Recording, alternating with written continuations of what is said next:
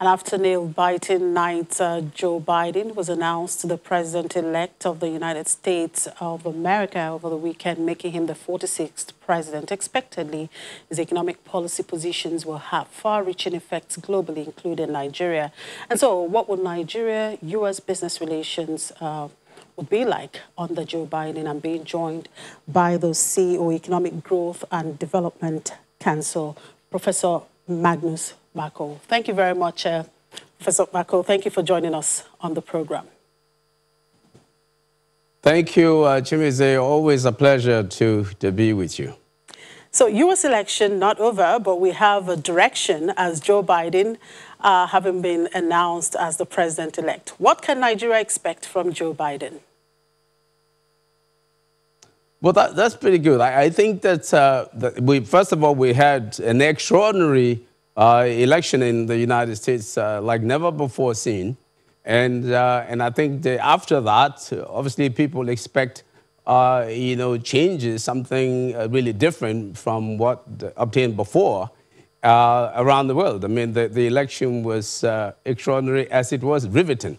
But as far as for Nigeria, I don't think that Nigeria or Africa should be sitting down to try to see what policies President Biden will have for Africa or for Nigeria, because Africa or Nigeria, we are not a state of the United States. We're not a constituency. So what it is that we have to be ready to develop our own strategies, our own policies to be able to engage Joe Biden. President Biden, when he becomes president, as you know, is well-versed in international relations.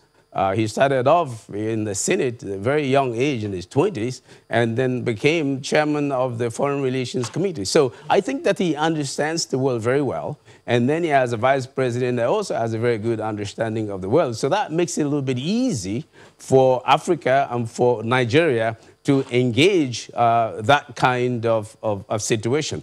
So I think that what we need to do, we have competence in Nigeria to start off. We have some people that, for example, the foreign minister, Jeffrey Oyema, my good friend Jeffrey Oyema, I think is quite competent. I think we have the right person there. He's been doing a good job, and I think that he will do well to engage this incoming administration. We have somebody like Professor Ibrahim Gambari, who is extremely, extremely competent, understands the global situation as well as anybody. So we have the competencies that we need in Nigeria to engage the new administration. But I think that it goes a little bit beyond that. To go engage them means that we are prepared ourselves. So that means that in Nigeria, we have to set up the social infrastructure, the investment infrastructure. And what that means is that we have to drill down to the grassroots, to our small and medium enterprises. I think quite often people misunderstand investments, international investments. It is not to be done top down.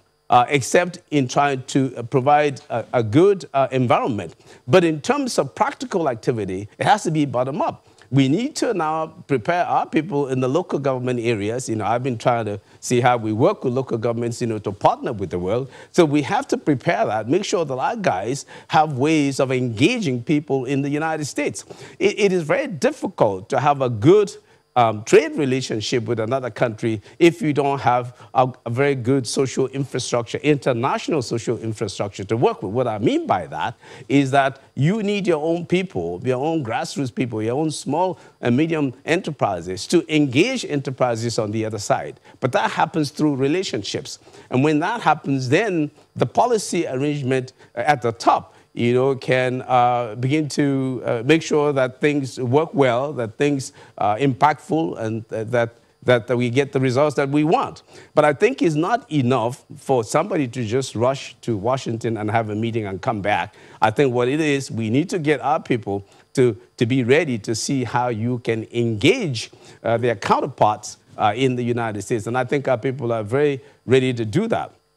If I may even add something else, you work from the things that you have in your hand, as I often say. What are your endowments? What do you have?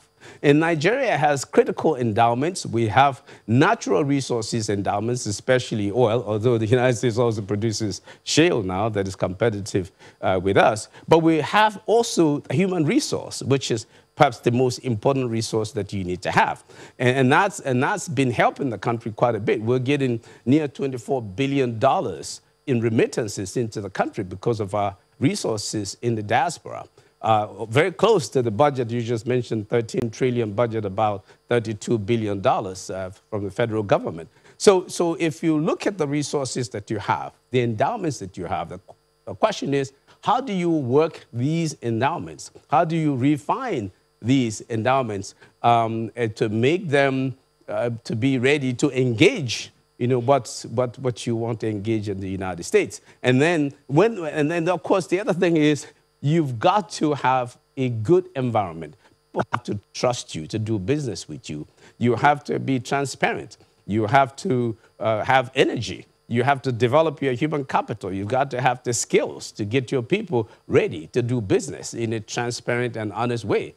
Even President Trump, I believe, in his Prosper Africa initiative, that's what he really talked about, that he was ready to work with African countries that are transparent and are ready to do business. Okay, Mr. Kpakol, let's look at Nigeria business relations at the moment. How would you describe this presently, especially under the Trump administration?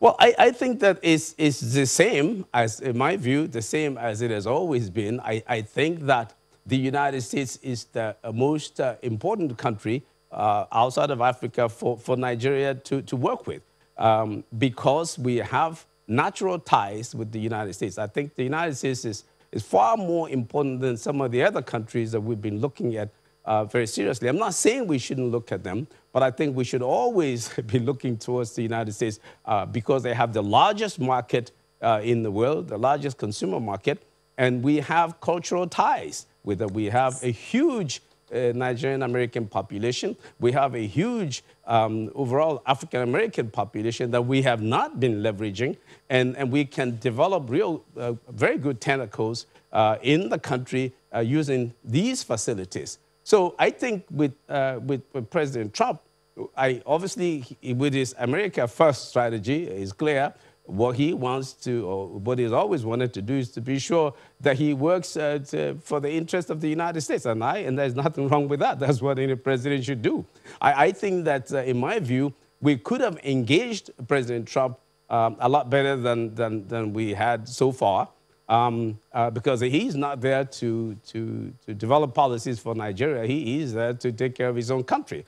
And he's, as I mentioned earlier, he's come up with this Prosper Africa initiative. And I think that if he were to continue as president, then it would have been up to us to see how we engage that Prosper Africa initiative. We had President Obama, and I think that, as far as I'm concerned, that we did not engage President Obama as well as we could have across Africa. Oftentimes, our leaders wait and see. And you should not wait and see because there's nothing to see if you wait. So we have to be ready at all times to see how we develop our own strategies for engaging these market superpowers, be it China or the United States or Europe. So I think that the President Trump, he was ready to do business with us if we're ready to do business with him. Of course, he has his own unique ways of doing business, but it's up to us to develop strategies to engage his ways. Right now, so do you think that Biden's presidency will change the narrative? Well, I think that President Biden will try to change some things. You know, there were certain presidential orders. There were, as we all know, executive orders. There were pronounced by the Trump administration. I think some of those might change. For example, some issues concerning immigration. I suspect that there will be some changes given the nature of the president-elect. As I said, haven't been very conversant, with global affairs and chaired the Foreign Relations Committee in the Senate of the United States. And then looking at the background of Kamala Harris, whose father, we can say, comes from Africa by way of Jamaica. and then, of course, also India. So I suspect that she has a lot of linkages there and understands the world a little differently. So I suspect very strongly that President Biden and Vice President-elect, of course, Harris, will look at things a little bit differently. I'm pretty sure that they will be slightly different in their orientation towards Africa than we have seen with President Trump. Now, the Asian countries seem to be doing much more in investment in Africa than the United States and Europe. What's your take on this? Well, if you're saying Asian, you're talking particularly China. China. But yeah, of course, it is true. And I think that what it is that every country is looking for their own interest. And so when a country like China comes to Nigeria or Africa, I'm not sure. In fact, I know for a fact that it is not it's not through their benevolence that we are going to see any good things happen in Africa. I don't think that they're coming to benevolently take care of Africa. I think that they're coming in their own interest. But I think that, as I said when I opened up, I think that we should do business with these Asian countries, but we should be careful because they are here for their own interests, and we have no natural ties with them. We don't have very good social infrastructure with them. Our social capital network with these Asian countries is limited compared to what we have with the United States. As I mentioned, we have a huge diaspora population. We have historical ties there. And trade does not happen in a vacuum. Trade happens through relationships. And I think that we have very good relationships with the U.S., and we will continue to have that because of the natural arrangements that exist. But with China, we can develop these relationships, but we should open our eyes wide and be sure that we know what we're doing. In the early days, before the slave trade, when the Portuguese came, they came to trade with us at first, and then they captured us and took us as slaves. So, when somebody comes to trade with you, you should be careful and watch them so they don't capture you. So and the reason they capture you is because they have no natural relations with you. You don't have that sort of social arrangement. But I think that with the United States, for example, I don't think we should be too much afraid of being captured because we have natural ties and relations there. I think we should continue to trade with the Asian countries and work with them. Most of them used to be developing countries just like us. Some still are. And I think there's reason to work with them. There is a potential to work with them, but I think our eyes should be very open. Professor Kpakol, AGOA was a major opportunity for Nigeria and Africa to take advantage of the U.S. market. How much impact did AGOA have on Nigeria-U.S. business relations? Very little, very little. That's a very good question. I think that AGOA is a facility that was there for Africa to leverage. And I used to do some work with the guys working in the AGOA office in Washington. And I found that Nigeria was quite deficient in leveraging that facility. And I think President Biden will extend the AGOA arrangement for the next cycle, probably up to 2025.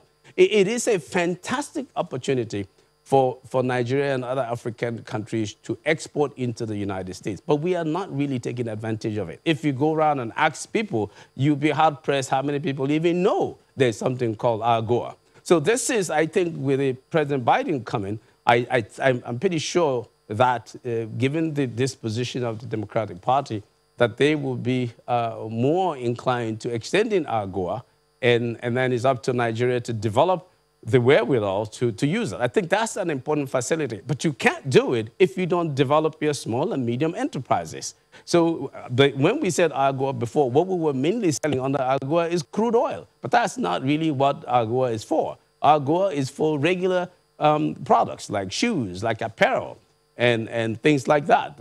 So we like processed agricultural products. I think we should begin to make sure that these things have very good quality, that they are globally competitive, which we have the capacity to do. So if we do that and we show readiness and we show transparency and we show honesty and we show integrity and we show competence, then people will work with you on the AGOA. I think Nigeria has to stand up. I mean, as the giant of Africa, you should see a big readiness on the part of Nigeria to engage AGOA or any of these things far better than some of the other countries. So I think this is a great opportunity, and the President Biden coming, I'm sure, would want to work in that area with Nigeria. Now, Professor Kpakol, a quick one, Professor Kpakol, a quick one before I let you go. We really don't have much time here. But do you think we have the AFCTA now coming on board in January? So will this change the narrative in respect of business relations between Nigeria and the United States? Well, it shouldn't. I mean, the way Africa has tended to work, Africa wants to come together, and that continental arrangement is fantastic. I think that quite often Africans go, and we've seen this in the EPA arrangements with Europe, the Africans tend to go as individual countries, and the European Union has tried to force that sort of arrangement upon Africa, where they will deal with countries individually. And there's no way that you can deal with Europe individually. The trade situation is tilted in their favor. Also with the United States, I think if African countries can come together and approach the United States and tell them about what they have and sell their continental free trade arrangement with the United States, I think it's a good opportunity to do well. But never forget, in spite of all of that, I know every country is going to try to find their own ways of being the preeminent trade partner, in this case, say, with President Biden. Under Trump, only 2 African countries that I remember were invited to see President Trump in the White House. That would be our President Buhari and the President of Kenya. I think that Africans should do well to arrange themselves, invite President Biden to come to Africa for a meeting. I think we should not always see our presidents rushing overseas to go see some president and competing amongst themselves. I think we can get united, get strong, show gravitas, show that we are strong internationally and show that we are coming up, and then invite these countries to come visit with us and discuss how we can do business All right, together. Professor Kpakol. Well, let's just hope that President Buhari will invite Biden this time around. Thank you very much for sharing your thoughts there. Thank you for your time. Yeah, Professor Magnus Kpakol is the CEO, Economic Growth and Development Council.